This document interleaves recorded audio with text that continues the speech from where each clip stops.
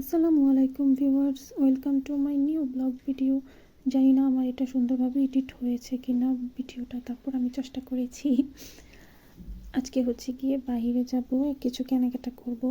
আমার ফ্রেন্ড না, আমার জামাইয়ের ফ্রেন্ডের ছোট একটা বেবি হয়েছে, মেয়ে বাবু।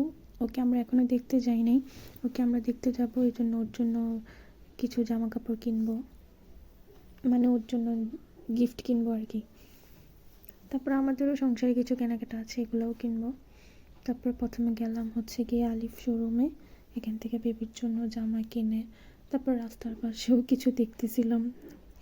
রাস্তার পাশে ফুটপাতে আমার বাচ্চার জন্য কয়েক জোড়া মোজা কিনি আর কি।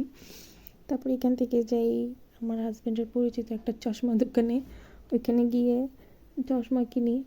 আমার চোখে এমনি কোনো সমস্যা নাই, জাস্ট আমার হাজব্যান্ডকে কয়দিন ধরে বলতেছিলাম যে আমার জন্য একটা গ্লাস কিনো, যাতে ধুলাবালি থেকে বাঁচবো, এরকম কিছু।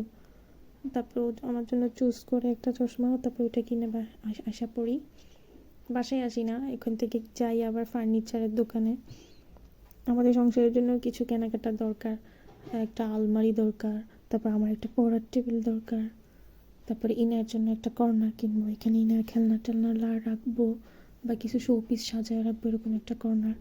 আমি আবার কি করি, এরকম শোরুমের থেকে ফার্নিচারের ছবি তুলে তারপর এটা কাঠমিস্ত্রিকে দিই, তারপর উনি আবার সুন্দর করে এরকম হুবহু বানিয়ে দেয়। আমি আমার নিজের পছন্দ মতো একটু ড্রয়ার বাড়াই বা তাক বাড়াই, এরকম করি আর কি। তো আমি আমার পড়ার টেবিলেরও ছবি তুলে নিছি, আলমারিরও ছবি তুলে নিছি, ওয়াল সুকেসেরও ছবি তুলে নিছি।